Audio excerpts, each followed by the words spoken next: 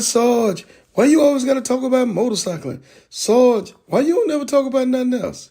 Look here, man. If you going to do all that crying, what the baby going to do? Hey, good morning, everybody. Welcome to the Earn Elite Podcast Show with your boy, Sarge. Hey, it's Tuesday, man, and God, boy, I tell you what, that weather last night was horrible, man. I'm just telling you right now. Hey, I just got in Soulfly Kai, just got in Rose, and a sip of 610, man. They're in Jacksonville. They're getting it together, getting the bikes taken care of, and they're going to continue to push on, man. So congratulations to those ladies, man, accomplished the I-10 to the end. They were the West Coast edition, and, man, they were hilarious. If you get a chance to take a look at the YouTube, if you get a chance to look at the Earn Elite page and watch the ride and kind of listen to some of the commentary, man, you guys are going to be seriously entertained. But today, man, I've got a great panel, and we're going to be talking about a subject today. No man left behind. The uncomfortable convo we need to have before and sometimes during the ride. I hear everybody say, Sarge, no matter what happened, we'll never leave a brother and we'll have everything together and there won't be any issues. Well, we're going to talk about it today, man. Let everybody know that we're on. Share it with a friend. We're going in.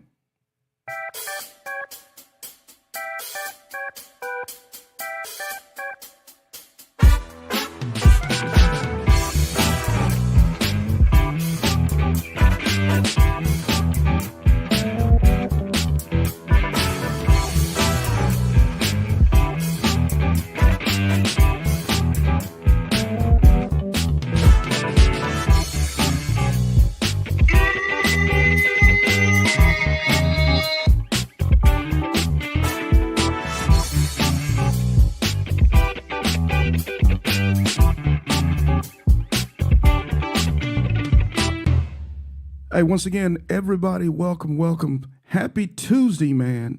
Hopefully everybody's having a great day. Hopefully everybody's safe and sound.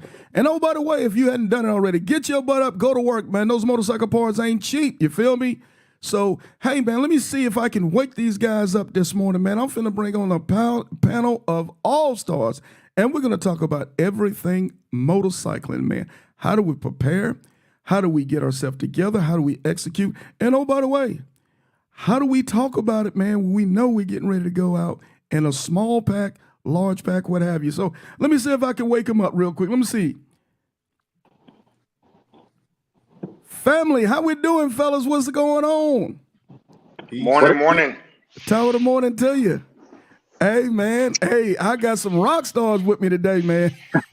Y'all let everybody know that we're on because we ain't staying on Facebook forever. I'm going to just tell you that right now. In about 15 minutes, we're killing the Facebook stream. I'm going to need everybody to move over with us to YouTube, Sarge Life and Motorcycling. Don't worry about it. The link is at the bottom of the screen. So, hey, with that being said, fellas, I know everybody on this planet know you, but there might be one or two people who just started riding motorcycles that might not know who you guys are. So if you guys don't mind, we'll start off with Low Key, if you can introduce yourself to everybody. Tell us a little bit about you, man. Hey, good morning, everybody. From here in Houston. This is Low Key. I'm a retired member of the Black Knights Motorcycle Club out of the Inland Empire in Southern California, just outside of Los Angeles. I've been riding for 16 years. I bought my first Harley. So I started on the touring bikes. I didn't graduate from crotch rockets or anything like that. I went straight to touring. Bought a '08 Street Glide, brand new off the showroom floor because my wife gave me a pass. So my 38th or 39th birthday, I went down there and got it. And then still snow on the ground. I was living in Ohio. That was in March. That August, I rode to Sturgis from Cleveland, Sturgis, South Dakota. Did about 6,000 miles that week, and just been loving it ever since, man. I'm retired from my club now, but I still like to move around a little bit. I identify. I'm not like these other two cats you got on here. I don't identify as a ground pounder. I Me identify neither. as a competent long distance rider. For sure. Hey, you got to know your lane, man. That's right. Yeah, I know your lane. Hey, I don't do what them cats do. Hey, that's what SoFly Kai said last night. Oh yeah, she gave us a whole class on the difference between a Soulfly say she just a rider. Yeah. Hey, so Kodak, hey, I'm a competent long distance rider. hey, that's what's good, my guy. So who we got? Hey, Kodak, why don't you go ahead and do your introduction? Ladies and gentlemen, boys and girls, this is your man Kodak, the most hated, coming to you live from Fort Bragg, North Carolina, home of the 82nd Airborne Division. But we're not going to even talk about that. That's a past life of mine that I just can't shake. Um, I don't mind riding this motorcycle whenever I get the opportunity, whenever I get the time. I'm currently balancing between Becky and Jolene. Uh, you may have recognized and seen them on the road. They white road glides because white bikes do things that black bikes can't do. Oh wow. Okay. Okay. Hey, Yeah. we got The hell? Yeah. privilege It's now. a We got a new privilege. yeah, man. It's gonna be a long day, man. Hey, anything else, Kodak? um, hey, honestly, I am honored to be in this panel to talk with these all stars because Reef is the silent killer. Goddamn, low key over there is a professional entrepreneur researcher. And I'm just an old retired guy on a fixed income that ride whenever the Lord bless me with the opportunity. So I have been inspired by these panels of people, and I thought I was a ground pounder. I got to change my name. I'm trying to figure out how to change it on Facebook. I met some cats during this taco run last week that let me know that it's a whole different level out there. I always have said there's different levels to this shit. It sure is, man. But in Facts. reality, we ain't even scratched the surface of what Yeah. true ground. Yeah. SoFly Kai ain't got a clue No, to she what the don't. fuck a real ground. Oh, No, excuse me. she don't. To what in the world a real ground founder is, Yeah. because She just in the gate. she That's it. don't even know. They got Yeah. cats riding 1,000 miles a day for 10 days Yeah. on different platforms that we never even seen. So forgive me for messing up my Facebook handle. I am not Kodak the Ground Pounder. I'm gonna just reduce myself to just being plain old most hated. Hey, we can make a change. We can make a change. Hey, so with that, man, we're gonna move on. Hey, Reef, what you got, man? What's going on, my brother? Was good, was good. I'm Reef. Hail from I live in Bernie, Texas. Hail from Detroit, Michigan. But I've been gone for days. What up, though? Uh, Team Indian, ride a couple Indians, Challenger, Taquanda, and Side Chick. I ride a little bit. Um, IBR finisher, SCMA, Triple Crown winner, working on some bigger and better things. And I'm just Reef. Just a guy that likes to ride his motorcycle. Stop So right there. Stop right there. Stop right there. go for Quiet, it. man. Most of us on the lower level don't even know what he's talking about. Yeah, When he when IBR he is Yeah. when he hand out them yo. when them Yeah. acronyms, Triple Yeah. Crown and Yeah. SMSC, Yeah. most of us that's parking lot pimping in the Yeah. Chitlin zone, the Yeah. Chitlin area, Yeah. they don't even understand what he's talking about. Yeah. Hey, well, let me put it this way, man. I know what a lot of them mean now, but only thing I think about when he said pain, it's painful because you know it's far. As a matter of fact, I saw one of K Solo's videos. I think it was from. I think he said AZ Rat Pack, AZ Rat Pack. and I saw some of the things from his video, some of the footage, and some of the stuff from the ride. Man, They do some them great guys ain't playing. rides. Man, them guys ain't playing. Were you in that? I have rode many moons ago. I did Devil's Highway with AZ Rat Pack. I didn't know who they were at the time, but Yeah. yeah, and that's the only ride I've done with them. Solo rides with them constantly. Wow. Wow. That's a different world, man. That's a different world. So I'm gonna say this, man. Since these gentlemen have introduced themselves, man, I'm SARS, man. I'm a guy who, man, I don't, man. I'm in. If Kodak is at the gate, I'm at the driveway. I'm at the driveway because I'm just a dude who rides some motorcycles, man. But these guys are some experience. You know, all jokes aside, the guys that we have on the panel today, these guys are very experienced riders. They know what the heck they're doing. They've taken groups out. They've taken packs out. They've been in clubs. Some of them are retired. Some of them are former club members, as well as some are still active club members. So they kind of know the whole gamut. So we'll be able to touch each corner today. But for those who are just tuning in, today our topic is no man left behind. And what I mean by this this phrase is we're going to talk about the uncomfortable conversation that you need to have when you're riding with more than one person on the road. Now I'm gonna set it up, gentlemen, and I'm gonna throw it out to you guys, and we'll just free flow this thing any way we want. I've noticed with myself lately, you know, I'm retired from a motorcycle club now. So now I ride quite often by myself. And what I've noticed is that when I'm getting ready to make a ride now, people are like, Sarge, you're going to this place.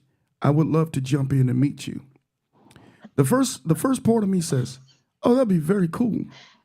The real part of me say, wait a minute, I don't really know you. I don't know what you're riding on. I don't know what your money for this trip is. I don't know if you have towing packages. I don't know if you have TRICARE. I don't know anything about you. So I find myself almost respectfully, politely finding a way to kind of reverse that thing on out of there and not do it because I don't know those things about you, and you and I have not had the uncomfortable conversation. So, gentlemen, does anybody think like that when people ask them to ride? Is that anything you guys think about as well? It is, but I will tell you, the more you ride, the less people you're gonna have trying to jump in anyway. So that's one way to that's one way to weed out the herd. Some is just the more you out there, you can call people like, yo, I'm coming through your town, and they're like, Right. okay, I'll make sure I'm not home that weekend. Or I'll meet you at the gas station to fill you up. Are you hungry? That's the best way. Yeah. That's truly the best way. But sometimes, you know, I just did a cross country with Mogas, one of my bros, and the focus for me was just to get to Arizona that weekend, but he wanted to do I-10 to the end. And I told that brother 6 different occasions, no, we're not going. No, we're not going. No, we're not going. No, I can't go. And him wore me down. And I started thinking about it. We started going over the checklist. I knew he had a new bike. We rode together before. He knows how I ride. He's ridden with my wife.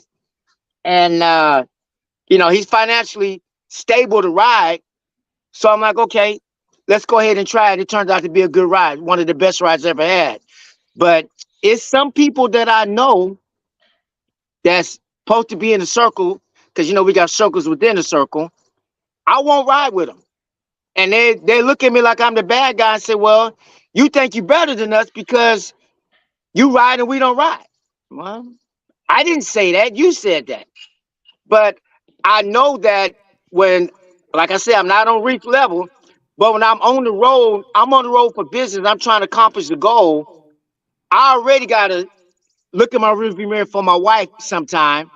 But if I got to look in the rearview mirror for somebody else that didn't do their maintenance, bike about to fall apart, and then trying to nickel and dime the bar and shield, that's going to be a bad day for everybody. For sure. Yeah. Yeah. I think for me, Sarge, I honestly, it depends on the length of the ride. My patience is only going to go so far. So, you know, so let's just say I'm more selective the longer the ride. So if I'm in Houston and I'm just going to shoot up to Dallas, I'll ride with anybody. Because, you know, we're going to fill up, we're going to make one gas stop, we're going to be there. Right. And it's short enough distance that even if they do got a raggedy bike or whatever, and they're just learning, it's okay. You know, I could very easily, you know, not be in a financial situation where, hey, I really want to go do this, but I'm really not quite right in one of the areas financially. But, you know, I want to take that chance. You know what?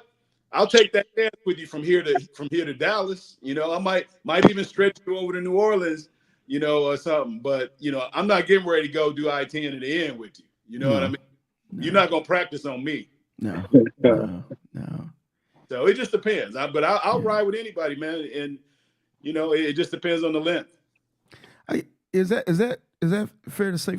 I think as Low Key was just saying that, I might give you 100. I ain't give you much more than 100. I'm not, man, because you can turn a 200-mile trip into an all-day situation, man. If you Yes, sir. if you ain't got it together, I've rode with guys, man, who don't have a towing package, and literally say, hey, man, do you know anybody who's got a trailer and truck? When we're on the road and we're moving up the 95, corridor, that ain't the time to try to figure out who's got a trailer and truck. If I'm gonna be moving and we're gonna be moving in a group, and we know those are contingencies, I'm gonna let people know ahead of time. I'm gonna shoot you my glimpse and those type of things. I'm gonna prep people for the possibility of having a contingency. What we call in the military, we call them either a contingency plan or an IA. Or what was it? Actions on the objective, or immediate action drills. But we're going to be able to talk about these things ahead of time. If I knew I'm going to Houston, there's some people I'm going to be letting know along the way just in case something happens, because you can turn something short into something long if you ain't got a towing package. Oh, What y'all think? So even with a towing package, when you start doing some rides, it is what it is, because it's going to be days for somebody to come out and get you. But you just gotta have a talk, man. Everybody that's going kind of have a brief. Yo, look, this is the deal. That no man left behind. Yeah, we're not gonna leave you per se on the side of the road, but your ass definitely stand wherever you break down at until you can get out of there, because we spend sometimes months planning rides and taking vacations for those that work, and for you to break down and want everybody to stay with you because you broke down, that's not the answer. So like Solo I and Big Dave did a ride around the 48 Insanity Gold ride, and headed into the Upper Peninsula. Dave lost forward traction. It's the middle of the night. And if you've ever been in Upper Peninsula, it's wet, it's cold. The mosquitoes are as big as your helmet. And we were stuck in the middle of a forest waiting on a tow truck. Kodak mentioned the ride to eat. I mean, the taco run. A lot of the folks from the taco run, we waited for Dave's tow truck to come. It came like 3 hours after he broke down, and then we proceeded to the hotel. We got to the hotel, and he went on to the shop. At that point, we were gone. The hotel wouldn't check us in, so we had to sleep in the lobby for a couple hours because we got there after 3 a.m. And then we up and went about our business. A couple of Hoka brothers got their trailer, met Dave, and took him to a shop that would service him.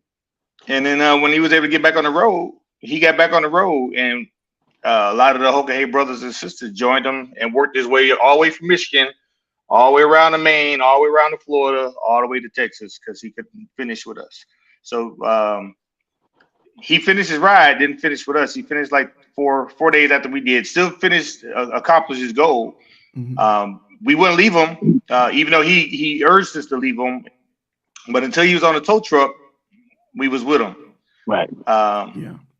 And then once he got on that tow truck, that was it.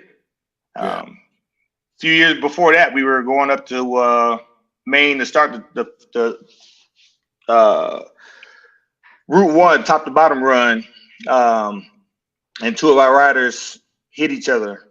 And once they got stabilized in an ambulance, one of them was in the room. The one that didn't cause the accident, we made sure everybody had a plan, and then we carried on about our business. That's the best you can do. That speaks to the brotherhood and the type of level of riding that you're doing. If I know our mission is to do the 48 and my bike break down, hey, you guys go ahead and go. I got it. Because I don't want to stop you from meeting the goal, because like Rick said, it's too much planning going on with this thing. If you got to move leave days around, rob Peter to pay Paul, and if I can't make the ride, Hell, I'm gonna give you some of my Cash App money because I want you to go ahead and make the ride. I'm going back to the house. That's the level of respect I have for you as a rider, because I know our mission is a greater mission. Yeah, yeah, yeah. I was, so when I think when we talk about no man left behind or no person, we're gonna say no person left behind because we got the female, we got our lady riders out there. Yeah, that's gender neutral. Yeah, we got it. Correct. That's Yeah. like some Navy. That's like some Navy shit.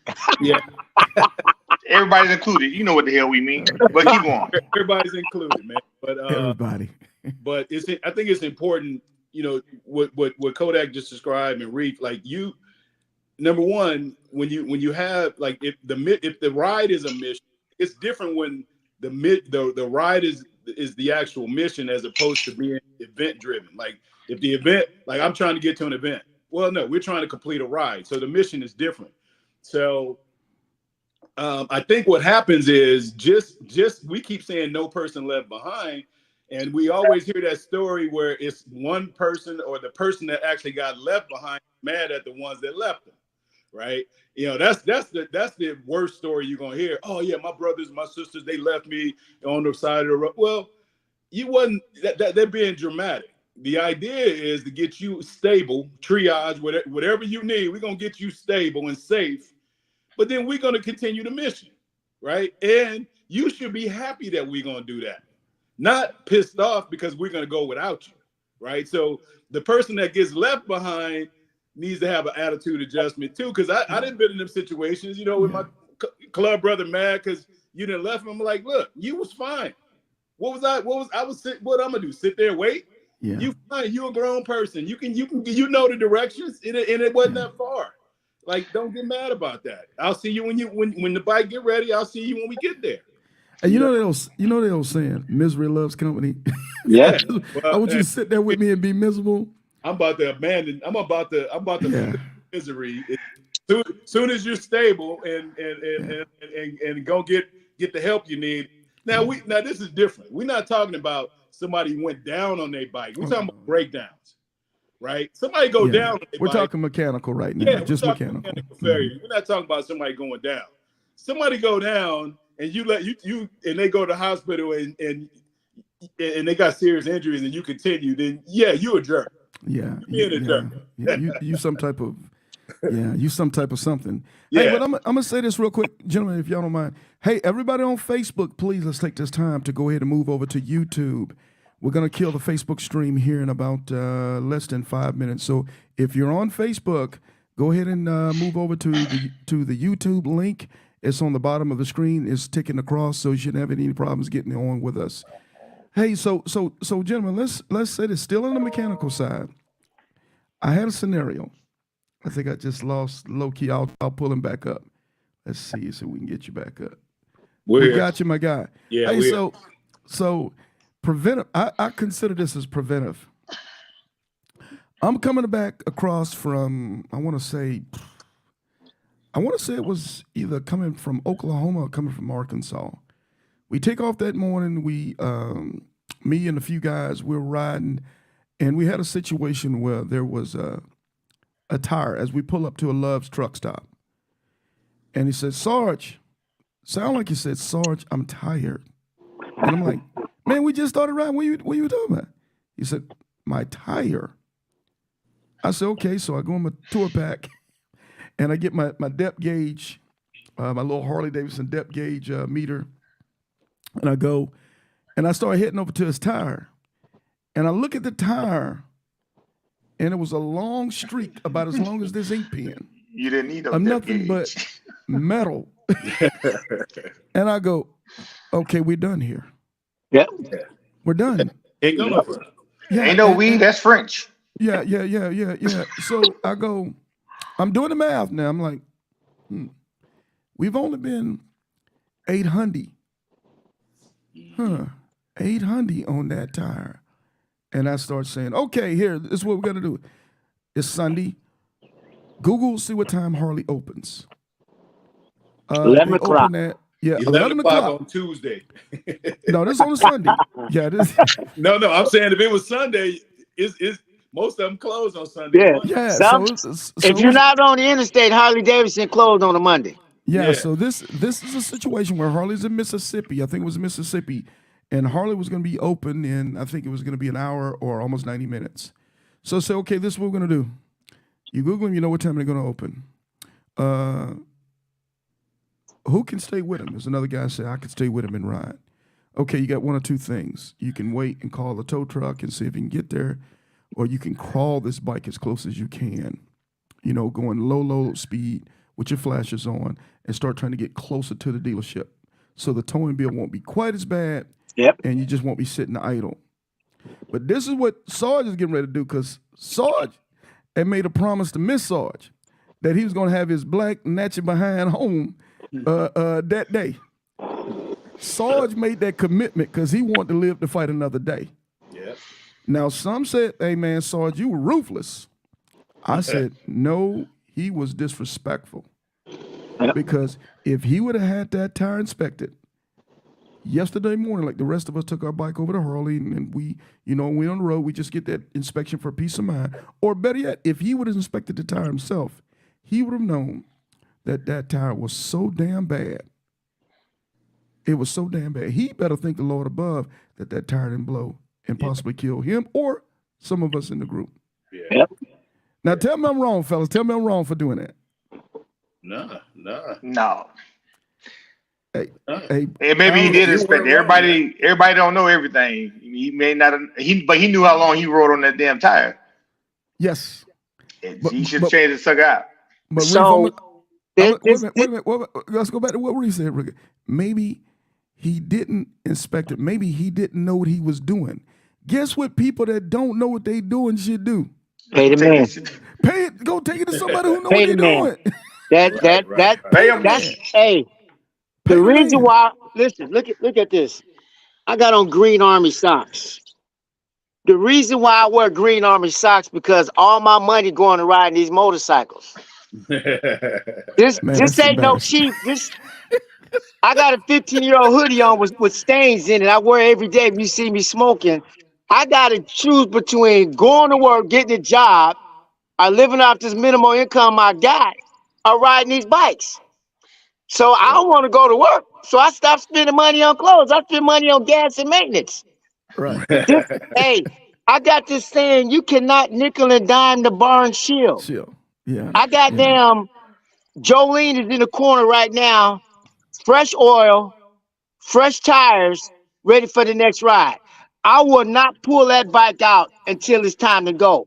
When it's time to go, I check the oil pressure, make sure the air still where it's supposed to be at, and then we strike out. I you know, when I was young like Reef is right now, they used to tell me, if you stay ready, you ain't never got to get ready. Get ready. Facts. Hey, we're killing Facebook. If you're on Facebook, move over to YouTube. We're killing Facebook. 3, 2, 1. We're gone. You gotta. I think. Here's the thing, man. Like I try to spend. You know, there's a difference between just being. You can't be ignorant about it, right? You know it's got to be done. And so for me, I literally got tired of paying Harley, man. I was like, I got other obligations. I got tired of paying Harley for an oil change. You know, I'll take my car to get an oil change because that's a different beast. But you know, I mean, I change my oil every 5,000 miles, all 3 holes, and it's like it cost me $150.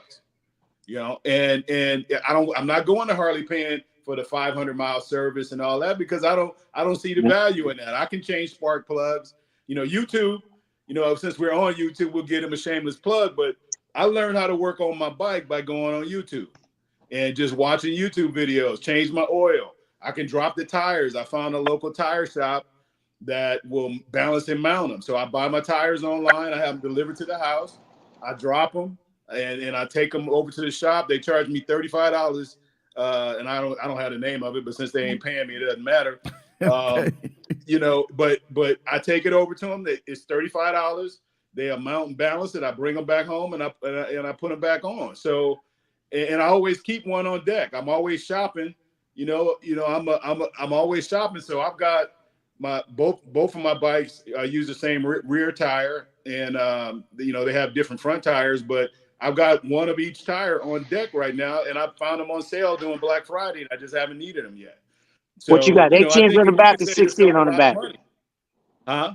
You got 18 or 16 on the back? I got 18s. I got 18s on the back. The 180, what is it? 180, 55 18s.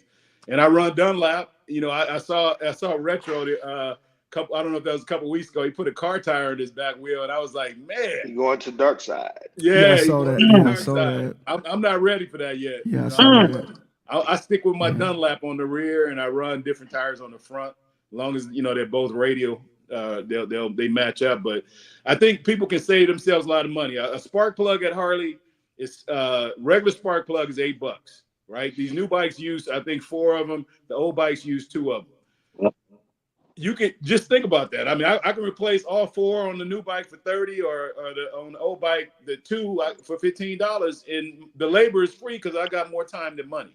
So it's really to me, it's no excuse. Like, you can say you're on a budget, but anybody can look on YouTube, and with a couple basic tools, you can change your oils, change your spark plugs, you can change your brake pads, and the videos are very informative. So I've learned a lot. Got it. Anybody else got anything else on mechanical before we move on? Any last words on mechanical? No, I just want to stress though that this is solo riding. This ain't riding with your club. We're not talking about riding with your club, folks. This is solo riding with you and whoever else feel like they want to ride with you. It's a whole different game. Yeah, when you we're ride not. with your club. Yeah. I'm glad you brought that up. This because all you MCs out there, Sarge bashing. I know he ain't. We're talking about. If you in a club and you got these kind of problems, then somebody to fire the road captain. Well, I'm just gonna say that. Hey, you know what? If you in a club and y'all riding, it's whatever the club decides, just like with anything else. Yeah. Right. I'm glad you brought that up because somebody gonna hear this the wrong way. I'm telling you now. Yeah, y'all take a vote on the road. Look, do we leave low key or not? Yeah, this. I want to say take a vote. I'm gonna say follow your bylaws. If you don't have bylaws, you should be in the damn follow club. your bylaws. Yeah. Yeah, there you go. This is more independent riders. This is independent riders or guys who are not riding with their clubs per se. These might be a friend of a friend of a friend, and we all jumping together and we're gonna make a ride somewhere. And this is probably not as much as okay, for Jacksonville, this ain't talking about going to St. Augustine. No, we're not talking about that. We're talking about long distance. We're talking maybe 400, 500, 600 miles. Yeah, days of ride. Yeah, days we ain't talking about Daytona Beach, man. So for you guys that just go to Daytona, man, we ain't talking about y'all. It don't matter with y'all. Y'all can leave each other anywhere you want to leave each other at. So, okay, so on the mechanical side, I think we've kind of beat that up. Any last words on keep your bike preventive and maintenance? It behoove you to learn how to do some preventative maintenance, whether it's through YouTube, whether it's through a friend or a friend of a friend. And then if you just can't figure that thing out, don't nickel and dime the bar and shield. Yeah. Did I summarize it well? Yeah, you did, sir. And I would add one little. This is a nitpick for me. I've been with club members and in the other riders. That shift linkage on the Harley is garbage. Okay, so you should change. Like, hey, Reef, this ain't your business, Reef. This ain't none of your business. Yeah, I know. Reef don't have this problem. Reef don't have. And go win. Yes, I do, because I ride with people that ride Harley, and they always need one. Whatever, man. Whatever. Hey, believe it or not, I got one in my tour pack. Should. That shift. Yeah. I always take the stock one off and I throw it in the tour pack to give to somebody else. Look, when because inevitably they need it, but it ain't nothing but a little cheap piece of clothes hanger, So that's all. Replace that. A good aftermarket one might cost you $130. Shit. Yeah, you go to Amazon, $30, $40. $30. No, I'm talking about the designer one. If you get the Defiant or some of the you get the Super HD ones, the Gucci ones. Yeah. But hey, Amazon got some quality stuff for, believe it or not, $40, $50. It's better quality than Harley, that's for sure. But not only that shift linkage, but that little spline that the arm goes on. I got the shift linkage, the spline, and that arm. The lever. Yep, the lever and the spline. I got all that in my tour pack. Yeah, I think you should. If you're gonna be riding long distance, and you know you're going to be really now. Again, if you just going across town and you on 295, Right. man, ride your bike, enjoy yourself. But if you're going to be riding long distance and you're going to be getting out and seeing the world, I would tell you, just like Low Key said, take that stock trash off, go ahead and put it into your bag or keep it whatever as a backup, and go ahead and get you an aftermarket one and be through with it, because it's gonna go bad. Yeah. It's gonna go bad faster than you think. Yeah. Yep. Very fast. I would say When I you would least say expect it. I say you might have 18 months on it. Yeah. What y'all think? I'm thinking 18, and it's a wrap, and it's over. Depending on how you ride. That's Hey, true. Hey, that's I true. spent $3,000 on the sound system, but I didn't change my shift linkage, right? But you sound good on the side of the road. Hey, so let's take it to the let's take it over to, if you guys don't mind, let's transition over. Let's say, okay, all right. I know, say on the physical side, okay, there's some guys going to be seriously healthy. There's going to be some guys who's not going to be so healthy. There's going to be guys who are going to be young Thundercats. Then there's going to be some old guys. So again, now we get ready to make a ride. I'm looking at a guy who might be 25 years old, and he just in great shape. Now he abusive as hell, but he in great shape because he's young. He's riding with a guy who's old. Now I've heard some people on these rides, hey man, we ride, we gonna go to the bathroom every other gas stop. Now for old dude, we ain't playing that, man. I'm peeing when I gotta pee. You ain't finna do all that to me. I'm gonna pull over on the side of the road and pee and catch up to you. Yeah, or some guys understand. Some guys can pound for 22 hours and with little sleep, maybe an hour, 2 hours nap, and they can keep pushing. Some guys can't. What you guys think about the health side? Some guys have sleep apnea, some guys are diabetic, some guys have high blood pressure. How do you factor those things in when you're riding with a group of guys that you're just getting to know for the first time? How do you have that uncomfortable conversation? We don't put them guys in the trip. It's just like Reese said, I'm not gonna, same thing with Low Key. My patience is low. My patience is thin. If I don't know you, we're not going on a long ass ride. And if I know you got a raggedy bike for maintenance and you don't do your maintenance, we're not going on a long ass ride.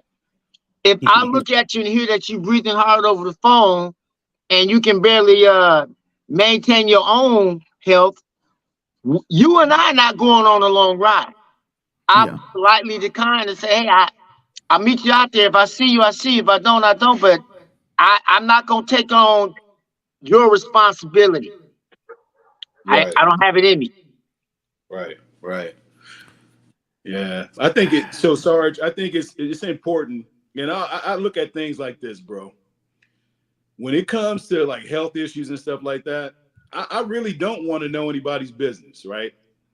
So we can have a discussion about, hey, if there's anything that I need to be aware of that could become a problem that's life-threatening, yeah, let's talk about that. And just tell me what to do. I don't need to know the condition or whatever, even if it's just call this phone number.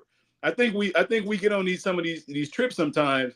And I'm just gonna say like the average trip is a day or two trip, right? I mean, you can get 15 to 2,000 miles in a couple of days, depending on where you're going. So on a trip like that, I'm like, hey, if you good, you good.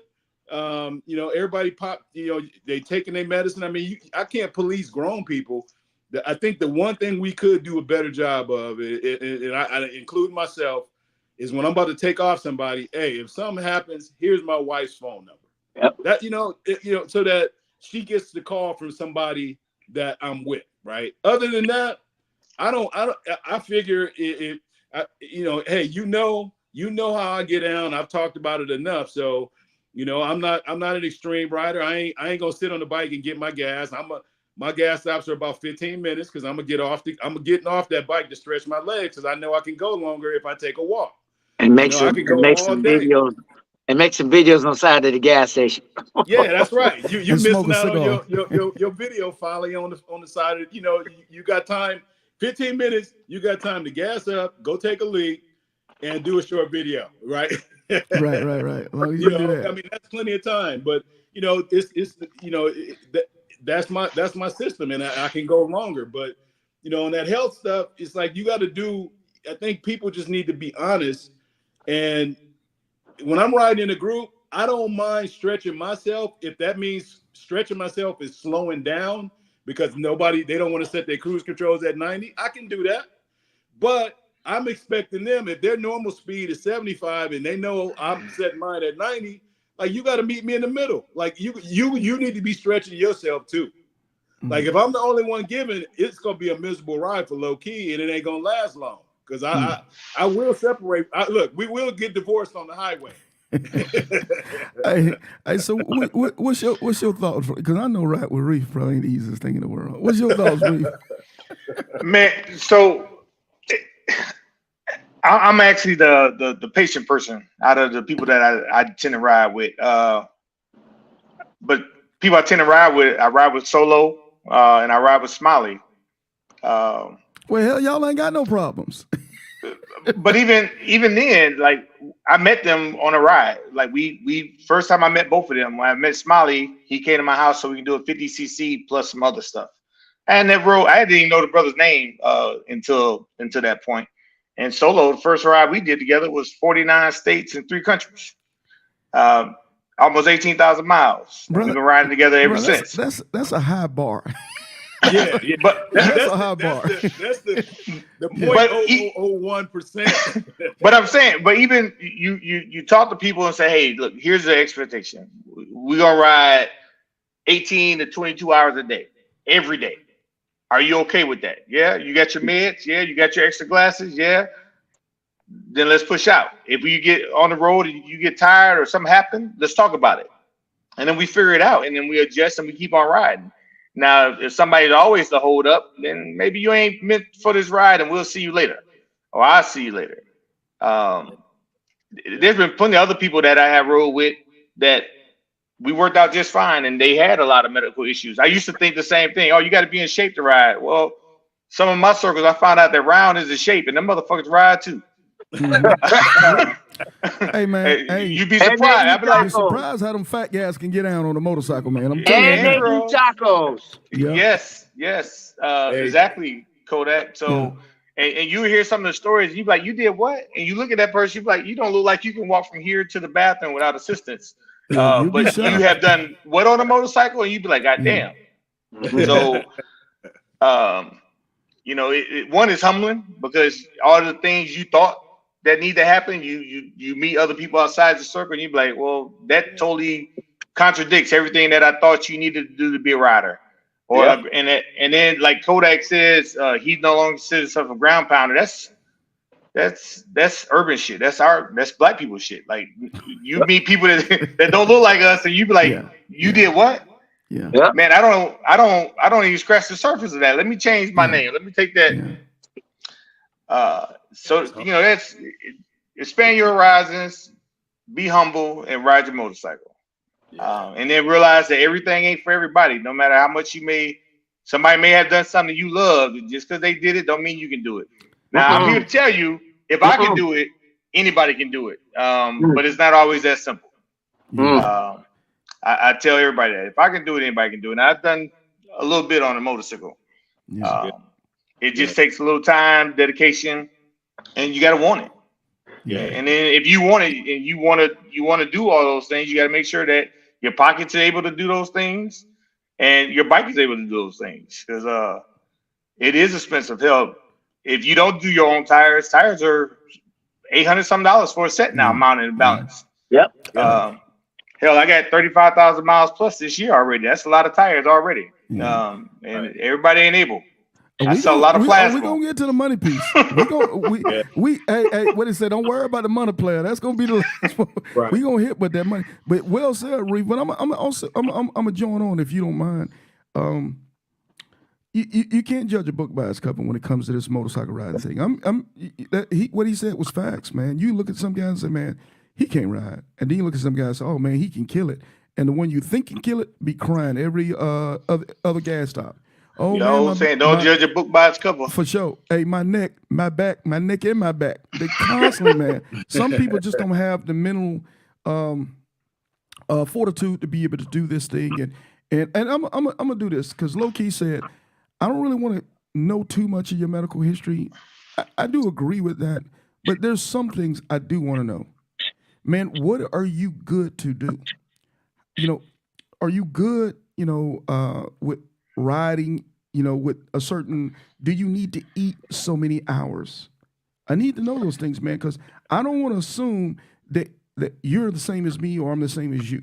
Because now I could put you in harm's way. Let's be honest, some guys just not going to say anything. They're going to just try to, because they don't want to look bad. They're going to try to, I don't want the peer pressure of looking like I'm holding a team down. Right. So I'm going to go and do things that I ordinarily wouldn't do if I was riding by myself. And now I'm going to put myself and possibly the group in harm's way. Right. If you can't ride at night because it's too dark, your vision is not that hot.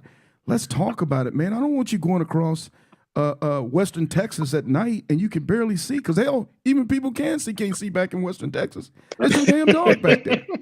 I don't care what lights you got, unless you got the lights that's on a space shuttle, but you can't see back there. So I don't want to be putting you in harm's way. So I am going to have the uncomfortable conversation. Hey, man, what are you comfortable doing? I see Jimmy on here. Jimmy said, rule 1, leave the pride and ego at the house when having those conversations. People get hurt. Jimmy knows. Yep. Because me and Jimmy done told me and Jimmy done had some conversation. And I'm telling you, Jimmy is about as good as you can get, most humble person you can meet. But even Jimmy got his limits. And Sarge. He just called me with just this issue. Thank you. And Jimmy, Jimmy ain't gonna be ugly. Jimmy gonna be real nice about Sarge. It was some things I needed to talk to a person about in this particular scenario. So I do think on the health side, I've got to, man, I don't want to be rushing you through a gas station when I know you need to be able to check your blood sugar. Yeah. I don't want to do that, man. I don't want to do it if, high blood pressure or whatever the case, you have to be able to get your hydration or whatever. Because, some guys will say, hey, man, we're good. They got a little routine that they do. And I've seen it. Guys will hit their 5 hour of energy while they're riding, and then they got the sippy cup while they're riding, and they're damn near eating with their motorcycle riding. And then, because you can't do all that stuff on the road. So then they get the gas, Are you ready? Yeah. Well, they've had water since they've been riding. They've been shooting their little 5 hour energies. They've had their banana and all the other shit that they got, and you ain't got nothing. And you're dragging ass, and you wondering why you got the shakes because you got no electrolytes in you. Right. So that was just my 2 cents on that, fellas. Yeah. On that. No, that's good though. That's good stuff. Hey, one more thing to add to that. Along with being a nighttime rider, I know some cats that ain't worth a damn early in the morning. I call them like me. I'm first thing in the morning. I'm fired up, ready to go as soon as I open my eyes. I know some cats that's gonna drag the formation down until like the first, maybe the second gas stop. Then they up and ready to go all night long. So it's knowing who you riding with and being particular who you choose to ride with you in this particular ride. Ride/formation. Yeah. You know what, Kodak, I think is a good one is I'll never forget when Country did the I-10 with with all his club brothers, and he made a point to talk about how stressful it is being a leader for a long time.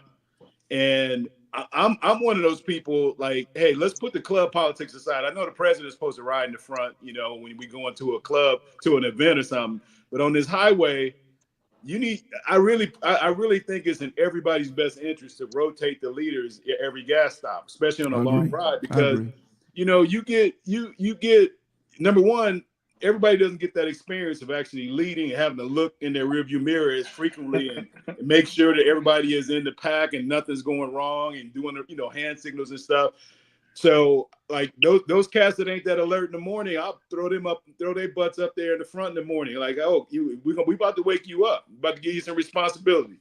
So get on up there, and if you mess up, I'm gonna pull up. The road captain will pull up on the side here, or whoever your road captain is. But I think everybody should rotate that leader thing because it makes you more alert and it changes the dynamic of the group.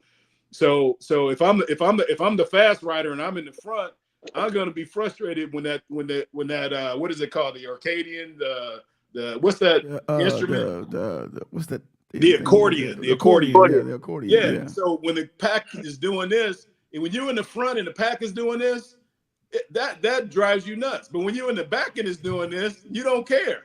Yeah. Because you're in the back. So, you know, I think that group dynamic is important for just switching that leaders like that. I think the best way to sum this up, fellas, y'all let me know if I'm missing something. What do I know and who needs to know it? Do they need to know I need to eat so many hours? Do they need to know that because of my back I need to stretch so many hours? Do they need to know what are my weaknesses? Probably they need to know my weaknesses more than they need to know my strengths. Is that fair? Yeah. Because if they don't know my weaknesses, they're not going to know that they're going to be putting me in harm's way. Yeah. And that's a you problem. That's a you problem. If you take somebody down, or if you allow somebody to take you down at dark, knowing you can't see, that's a you problem. Yeah. And you're responsible for that. Or if you know you have to eat, and you out there fooling around, man, that's all I can say is grown folk stuff. And I think lastly, on the medical side, is I do think it's a great idea to at least let somebody know who you would like to have contacted just in case something happens. Yeah. Because they don't need to be trying to go through your pockets and wallets and all that other stuff to figure out the last minute to let your next of kin know what the heck is going on. It's just grown folk stuff. Right, right. Anything else on medical before we go on to the real fun part? Okay. So if you rock a climb gear, it comes with you order a card, and in your sleeve there's a zipper, and on that card it has all your medicines. It has things if you need EpiPen. It has a point of contact. It's all on your card. So everybody that ride with me know, hey, something happened. Check my left sleeve. Hey, once again, Reef talking some shit that everybody don't know. He said Klein gear. He's so professional, man. But even if you don't have that, like you can get one of the bracelets that have all that same information, or they got the necklace with all that same information. Yeah. It's out there. Just let people you know that you ride with know. Hey, this is where it's at. Reef, ironically, I forgot. I think it was I don't know if it was Preach or if it was Fresca Bar. Talked about specifically Rare Breed has a card that they put in their vest pocket, left breast pocket. Yeah. So I actually went on Amazon last night because I was curious. I was watching It was Fresca Bar because I was watching him and Sarge's video, and I went on Amazon. They have those cards that you can handwrite in. You can get them for they're like 40 cents each. You can buy them in packs of whatever for 40 cents each. Handwrite them, stick them in a vest pocket or whatever. You can also get the custom one that Climb has. You can get that one without having to spend $1,000 on the whole suit. You can just get this card for $15. Amazon had a place where you can populate the information, and then they would send you for $15. This place will send you a laminated emergency card. So, you know, you could take an index card, type or write all that information on it, and then put laminate on it. Put it in your same pocket, and then tell people you ride with, check this pocket. Go. Boom. Check this pocket, and then check my bike, just in case you get separated from that pocket. Yep.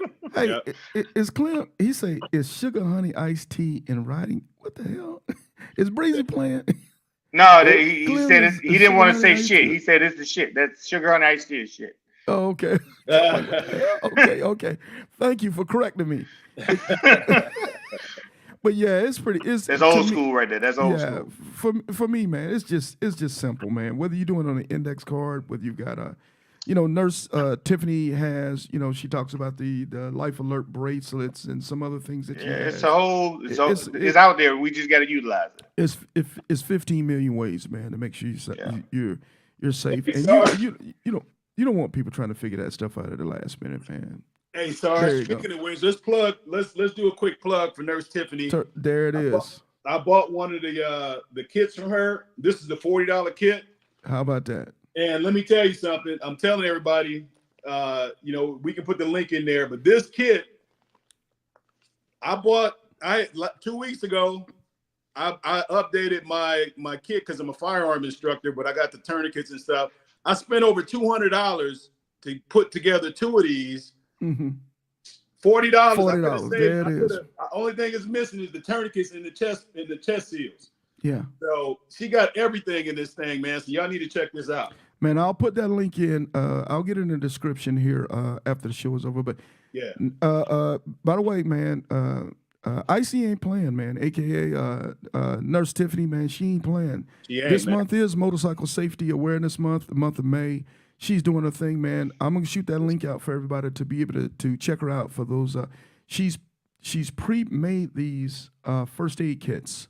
Yeah. Everything that you need to know as far as first aid on the road or triage to kind of get you to wherever you need to get until you can get to emergency services, man. So bro, she's doing you even got scissors to cut people, like if they break something, you cut the sleeves or whatever. Cut the shirt or sleeves out, man. Yeah, she's on it, man. And she knows what the hell she's doing.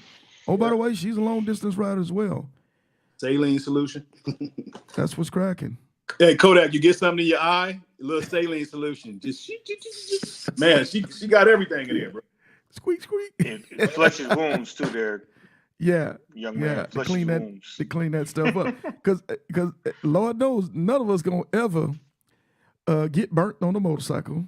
None of us gonna ever drop a motorcycle at a gas station or something silly happen to us. It never happens. Right. So so she's got it there for you, even just in case if you get in the slip or slide. Hey man, to clean you up, bandage you up a little bit till you can get to medical services. So fellas, hey man, we finna take it in the home, man. We finna talk about the last subject that nobody wants to talk about, and we know it is. I'm gonna set the stage for. I'm gonna set this up. There's what do you say? What's the saying the young people say? For real, for real. Now, if I say for real one time, that's not really for real. For real is for real. So when I tell you my money is good, it ain't really good until I say it's good. So we finna talk about what we mean when we say emergency credit card or emergency cash or have cash for the road. Now, I've rolled with riders out there. We get out there and ride, and next thing you know, hopefully I ain't got Kodak frozen up there. I think I might have. Kodak, I might have to pull him back on. So I get riders out there, man. I rode with them before. Hey, man, something just went wrong with my bike. Whatever it is, whether it's a clutch, whether it's brake pads, whether it's a tire, whatever. Hey, man, no big deal. We'll get into the dealership, man, and get your bike, get you another tire, get another whatever we need to do. And then we find out, hey, man, I ain't got all the money for all that. That's crazy. Harley want $1,800. Now we looking at you and you looking at us. I ain't got all the money. Bro, you ain't got no emergency. Yeah, hey, man, I ain't got that kind of money. I got a check. I'm about to have a flashback. I went to Tampa for the Jamboree the last time Big Sale was running. With the primary. Stater. Okay, yeah. $1,200 on side the road at the dealership, no warranty, out of nowhere. And had I known what I should have known, once you smell that burnt smell oil, that burnt egg smell, when you starting the bike up, that's your stator going out. If I would have known that, I could have had it missed the trip and just stayed at the house for free. But two, preventive maintenance, I could have had the stator switched out before I got on the road and friendly location. But when the dealership catch you with your ass hanging out, they about to stick it in you. That's for sure. Hey, you say, is it gonna hurt? Yeah. Yeah. It's gonna hurt. It's gonna hurt. Yeah. So how do you have the uncomfortable conversation, fellas? Some week in a row. Now you ain't gonna get into a man's wallet and say, "Hey man, how much money you got for this trip?" So how do you do it to kind of ease it in there? You might say, "Hey man, I normally for a trip like this, I carry 3 bills. Is that the way you thinking?" And they said, "No, for a trip like this, I normally carry 900." Does that help you to disqualify, or how do you figure that thing out? Yeah. Or we just all assuming? No. So at the beginning of the ride, again, you got contingency, so if something happened, you can get your bike either fixed or home, and you taken care of. Yes, okay, then that's it. I don't need no more. I don't need to know you got a credit card with $30,000 on it. And it's funny that I had some fuel issues and headed to Alaska, me and Solo, and a couple of my partners called and said, "Man, see, that was just an inconvenience for you. For me, I would have to decide if I ever was gonna make it back to get my bike and how the hell I was getting home, because both wasn't gonna happen. I wasn't gonna get my bike fixed and make it home at the same trip. So Right. I just needed to determine if I was gonna ever make it back to get that bike or if it was gone. Yeah. And you just gotta be ready, and whatever that entails. I have seen people on the road, something happen to their bike and they just buy another one. Yeah, Gorilla Blue. He just bought a whole brand new bike here in Jacksonville and he play with it.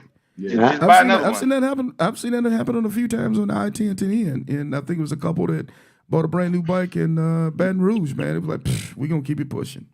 Yeah, I know a couple guys got hit and bike was totaled, and they just like, man, ship that bike to my house. Harley, give me this bike, and I need you to transfer this stuff over so I can continue my ride. And they continue to ride. Yeah. Everybody ain't able. But if you break down and you with me and you don't have a contingency plan, We're gonna leave that bike on the side. We're gonna get you the Greyhound and we'll get you somewhere, and you can get home however you get home. This goes back to the conversation we had about picking who you ride with and how far you ride. And like low key say, you go from Houston to Dallas, it's no problem. But if you going on a long trip, long couple of days out trip, and won't be back for a week, if you got a guy that you know that's bumming for money, that's not living his best life, that don't have a lot of resources, and he say he want to ride with you to Alaska, Right. we not going. Hey, Cass want to ride to me I-10 to the end. You can't even make it to damn Atlanta from Fort Bragg. How you gonna ride me to California? You can't make it to Atlanta to Fort Bragg. I ain't That's doing not it, gonna man. work. Hey, like they say, that does not compute. We can't do No, that. sir. What do you say? The math ain't mathing. The math ain't mapping. Yeah, for sure. Now there's been there's some situations like, and I think Blue was talking about when him and Guilty or Stacey Augman when they took a trip and it was a cat that and I can't remember the guy's name, but he ended up passing away. He was terminally ill, and he wanted to go, and his money wasn't right. And then Blue said, "Hey, come on, I got you." Right. So they made the trip. So if you got one of those situations, then that's agreed upon. You knew beforehand, and somebody has pledged to take take up his slack. That's different. Yeah, I'm gonna sponsor you. I'm gonna pay for you get whatever. If that's all part of the let's call it the pre-flight plan. Yeah. When we having all these discussions up front, hey, is there anything I should know about? Like I always tell people, like, dude, I know you wouldn't think this, but I'm really afraid of heights. So when I go over bridges and stuff, I prefer to be in the inside lane where I don't have to look over the edge. So I may fall out of formation and get over there if everybody's in the right lane. I may fall out of formation to get in the left lane until I feel comfortable. It doesn't happen that often, and most of the time I fight through it. But I let them know that up front. And at nighttime, I prefer to ride in the right side of the lane if we're riding staggered at nighttime, because I don't want to have to deal with any debris or quick movement from the shoulder if we're in the left lane. So those are all things that you either learn, especially if you ride in a club, you're almost in the same formation all the time. Those are little things that you learn about people you ride with. You know that. Like my club brothers all knew that about me. And the other thing I don't like is some people like to ride side by side. I don't like that. I like stagger. So if you pull up on me side by side, you're gonna start getting like I'm gonna throw this out at you. It's like I'm gonna say get back. I'm gonna say pull up or get back. I like to have my little circle of safety so I can move in and out if I need to. And that's just my preference. And I make that clear. Don't ride side by side. So I think that pre-flight plan is really, really important, just to talk through it. Now, the other thing, Sarge, I didn't have this happen. One of my former club brothers, he didn't retire and he's not in the club anymore, but we were doing a cross-country trip. We went to, this is back in 2017, we did Rare Breed Atlanta's 10-year anniversary. So we pulled out of LA and we went out there. And when we got out, we on our way there, he had some mechanical issues and his money wasn't right. And so, hey, I know what it's like for your money not to be right, because your money rarely is it always right. There's always stuff happening in your life that suck up your dough. I get it. So I let him know, like, look, I got you. I got you in the sense that I'm gonna keep you moving, but this is a loan. Let's talk about it. It's gonna be an interest-free loan, but I want to know when my fucking money, excuse my French, but I want to know when it's coming back. Like this ain't like we need to agree to terms before the transaction happens, because I'm not gonna leave you out here like this. No. I'm your brother, so or you my sister. I'm not getting ready to check you about your finances. You're a grown person. You don't need to hear that, especially right now in your time of need. But I want to know when my money's coming back. Period. Like, and if you can't have that conversation with me, you're not getting it. That's it. So we had that conversation, and he lived up to his to the terms. He didn't have the money. I didn't have that money out long, because I got to explain to wifey, like, why is this 13? Why you said this trip was gonna cost this much? Why is $1,300 out? What you tricked that money on? Hey, y'all know I got jokes. I'm just waiting on low key to finish. I got jokes. Go ahead. I'm in love with a stripper. Hey, man, I'm gonna say this, and we gonna kill the last segment. We'll finish up with his last thoughts. But I'm gonna say this, man. Low key telling us is pie in the sky. We know when you lend money out there, yeah. you know there'll be a great chance you ain't getting them nickels back, man. Yeah.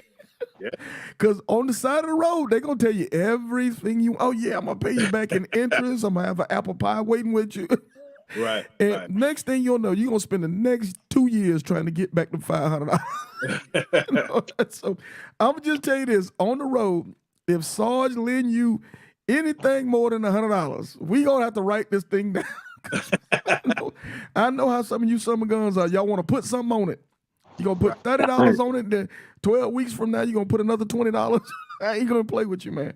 I want it the way I gave it to you, player, because just like Low-Key said, man, if you're going to be out there lending money on the road, there's a blessing and there's a loan. We know there's a blessing. You don't expect to get it back. Right. If it's a loan, hey, man, we understand what it's going to be out there on that road. So, hey, fellas, so let's go ahead and round this. Let's go ahead and take this into home, man. Let's do final thoughts, that what you want to leave the listeners with today.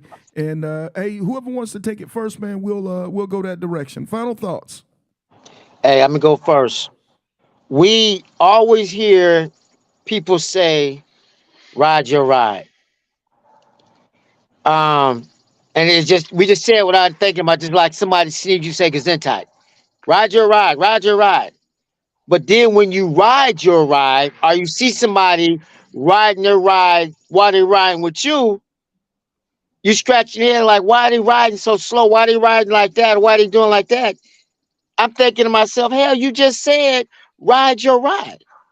And if my ride don't include riding with you, I'm riding my ride. If my ride consists of me pulling over, using the bathroom every 50, 60 miles, I'm still riding my ride. If you saying it, just be prepared to receive it when it happens. Y'all keep doing what you're doing. Facts. Cool. Yeah.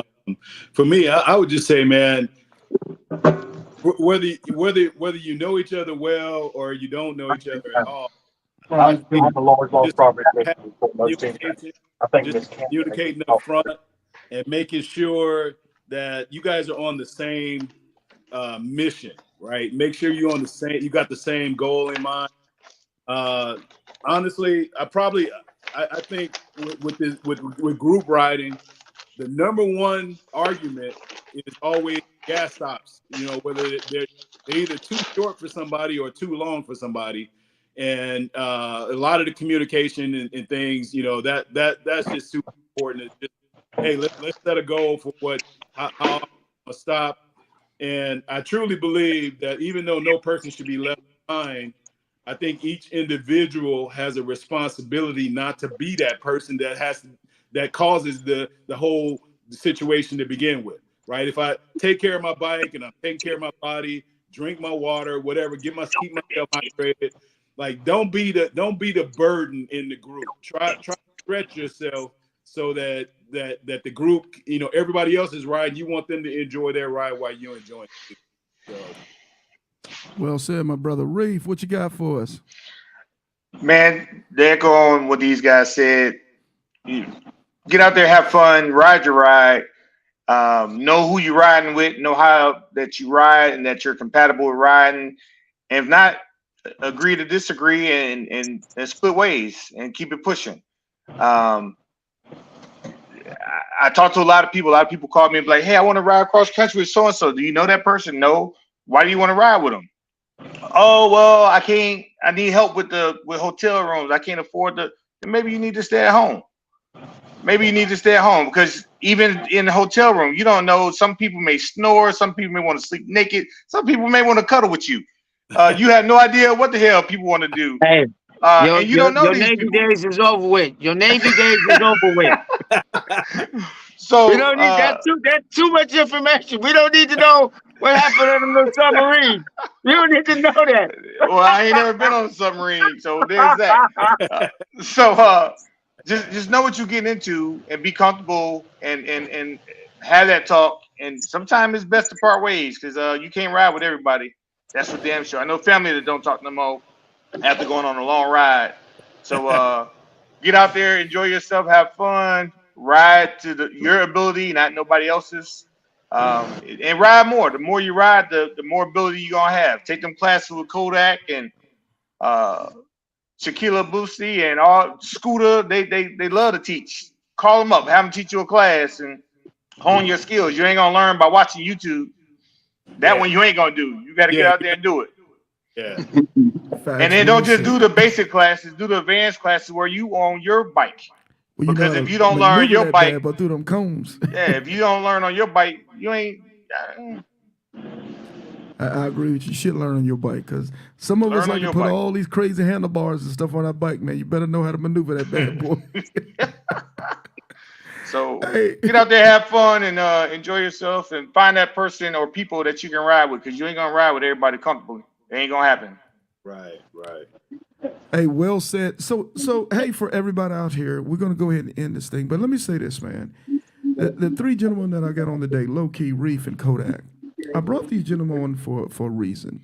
Not only because of their experience and their acumen and their ability, and they have hearts of a teacher, man. So there is a commonality with those guys. I don't bring on anybody to talk about anything, because everybody doesn't have the heart of a teacher. Some people can do something really well and can't teach it. Some people can do it well and teach it. And they're compassionate people, and I will give an example why. These three gentlemen are I-10 to the end ambassadors for us. And the reason why they're ambassadors is because they care about riders are out there. These guys are always checking on riders. They're pulling up on riders on the 10. They're calling, they're checking their glimpse, they're making sure they need to know what they need to know, and constantly contributing information on that Iron Elite page. And that's facts. If anybody's on that page, they know these three gentlemen are constantly pumping information, giving their time, giving their energy, giving their effort to make sure people that they don't even know have the information that they need to know to be able to have a successful ride. Now, a lot of times we'll have everybody show up to the 10 and they'll go, man, I made it. But thank you to this person, this person, and they don't post it and tell those people. But I'm telling you, gentlemen, there's had not been a ride that somebody hadn't come across and say, man, it was because of Low Key when he posted the I exit, or it was because of Reef when I felt some type of way. He pulled up on me in whatever state it was and broke bread with me and took me out to dinner and re-encouraged me when I was starting to feel like I couldn't do it. Or Kodak, who's making sure I know they understanding the weather and shoot me things about weather patterns. All these gentlemen have been doing things to make us better on this platform, to make us the best riders we can be.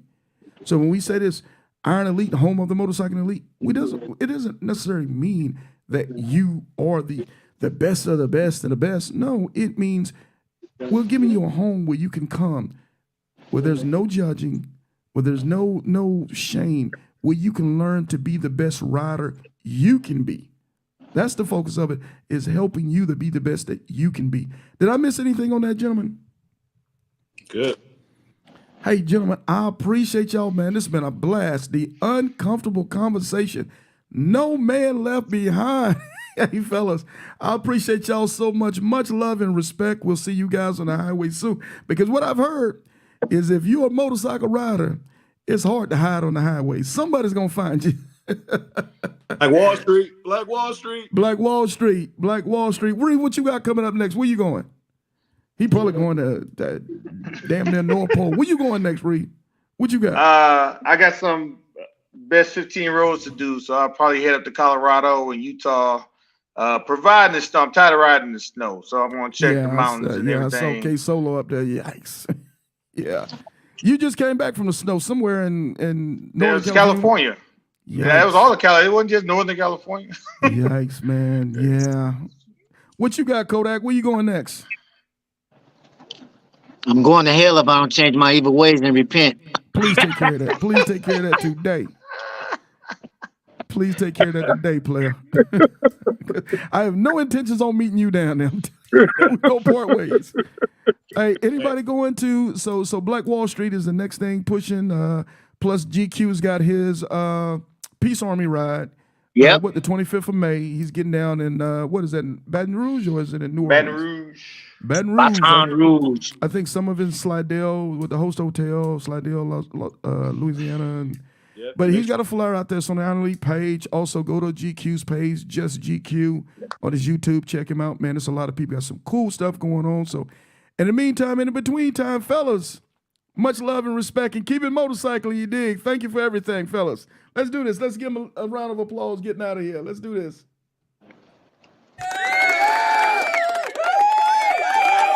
Much love and respect, fellas. And born all the way. Peace. Okay, there you have it. Man, I've had some cool cats on, man. We've talked about the uncomfortable conversation. No man left behind. I hope after this conversation today, this discussion we had today, it kind of gives you some tools again to put in your toolbox, some things to think about before you go on your ride or go on the ride in a group or small pack.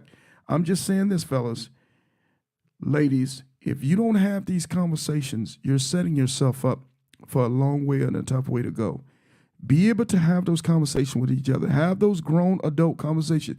And you can do it with being respectful and courteous to one another. Hopefully we gave you guys some examples of some things to talk about, because it's real. Once you get on the road, that ain't the time you want to be figuring these things out. So, again, hopefully we've given you guys something that you can use. If you appreciate it, please let us know in the comment section. If you got any comments on it, please feel free to do so. Also, on the YouTube channel, Sarge Life and Motorcycling, man, please, if you love or like or even care about what we're doing, please share what we're doing with a friend. Subscribe if you have not subscribed to the channel. We want to grow the channel, get the channel into a place where it can be fruitful for everybody. Please hit a like on the channel. It keeps the algorithm going with YouTube. It keeps pushing our information out there. So please do those things for me if you like what we're doing on the channel. Let's talk real quick. June 8th, 1:30 p.m., Jacksonville, Florida. The 200th patch anniversary or celebration. It's going to be at Adamak Harley-Davidson, Bay Meadows Boulevard here in Jacksonville, Florida, 1:30 p.m. in the upstairs second deck of Adamak Harley-Davidson. Can't wait to have you guys there. Cannot wait to celebrate the 200th patch. Right now, we're actually at 236, and I'd imagine by the time we get to that event, we might be closing in on 250. But I appreciate everybody who supported the platform, whether it was through PIFs, whether it's through making the ride yourself, whether it's just being a contributor to the platform. But a couple people I want to acknowledge real fast today, if I can, if you guys can give me a second.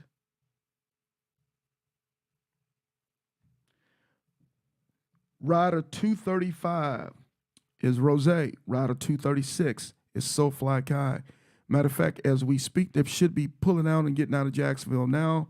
They had to go ahead and get the bikes checked out, some things taken care of at Harley real quick, but it wasn't nothing major. But those young ladies just finished their ride last night, so shout out to them. Let's give them a round of applause.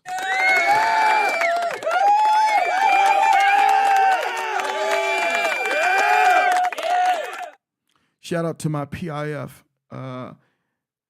Mika Ashbury was a PIF for Keisha for SoFly Kai. Mika, Thundercat, thank you so much. She was a PIF for SoFly Kai, so thank you so much for caring enough, again, to each one teach one, each one share with one. If you're interested in the PIF program, reach out, let us know. Shoot me an inbox, let me know. Hey, Sarge, I want to PIF a rider's registration, whether it's on the West Coast, whether it's on the East Coast, whether it's a married couple, whether it's a Harley rider, whether it's an Indian rider, whatever. You let me know how you want to do it. And if you want more information about PIF, please feel free to reach out to me or shoot me an inbox or what have you. Get hold to me on the Iron Elite page, and I'll give you information on the Pay It Forward program for registrations. It's been a blast. It's been a beautiful thing, man. So shout out to those guys. Let's see. PIF, shout out to David and Sonny Bell, was a PIF for Early Bird and K9. They just finished their ride. So shout out to the Bells, man.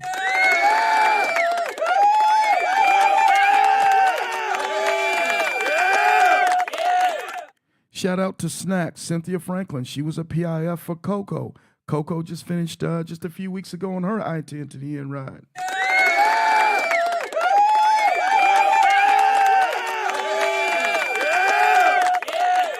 Shout out to Ed Davis, man, from Soldiers United, Easy E or Easy Ed. He was a PIF, man, for Buster and Cinnamon from Soldiers United, man. So let's shout out to them.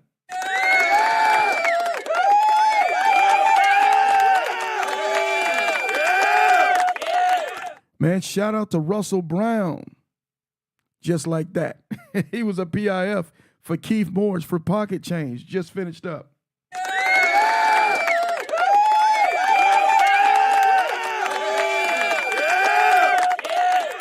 Man, shout out to David Eoff. He was a PIF for Adrian Carter, New Negro.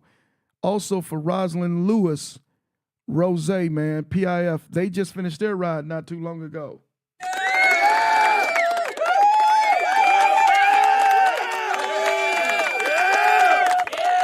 So as you can see, PIF is alive and well, man. It's a great program. It's a loving program.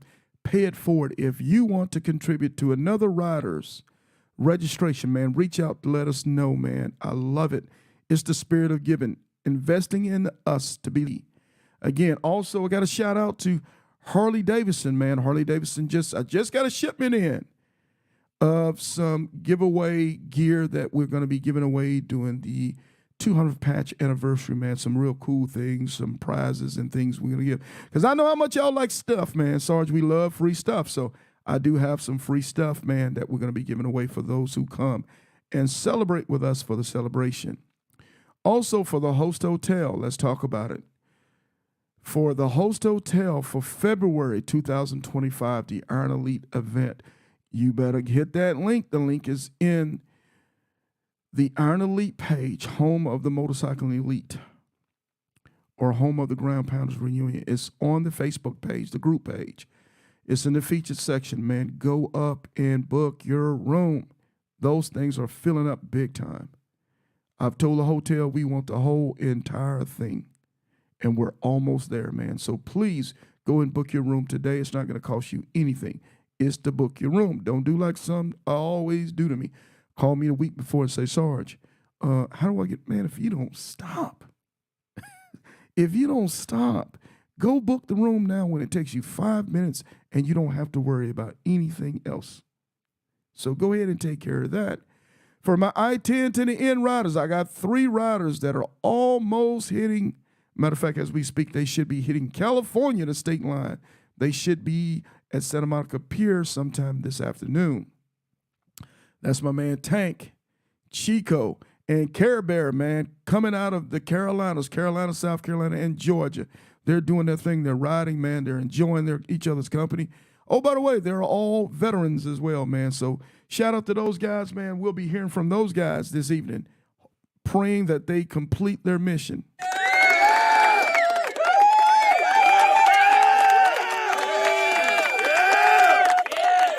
And lastly, I want to thank everybody who supported the platform and will continue to support the platform.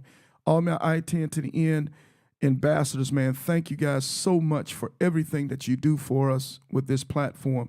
Thank you to the wife who's behind the scene, who takes care of all the books and the records and the registration and the scheduling and all the cool email confirmations and the ordering of equipment and ordering of merch and all that stuff, man, for me. Without her, I would not be able to do what I'm doing. So thank you to her.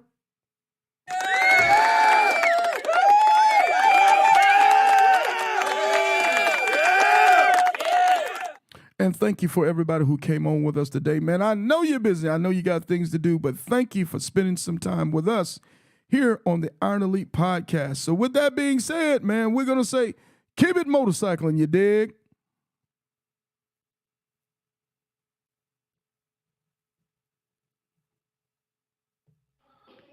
Ladies and gentlemen, boys and girls, this your man Kodak, the most hated, coming to you live from the Iron Elite Podcast with my man Big Sarge, where we always keep it motorcycling. Don't forget to like, share, and subscribe to the channel. You know what it is. This is the Mileage Bully, the Moto Mob CEO, and your 2024 Titan. You are now listening to Sarge on the Iron Elite Podcast. Like, share, and subscribe. If you're not listening to the Iron Elite Podcast, what are you really doing? Because we are talking motorcycles over here. You dig? Hey y'all, it's Snacks reminding you to tune in to the Iron Elite Podcast. You dig?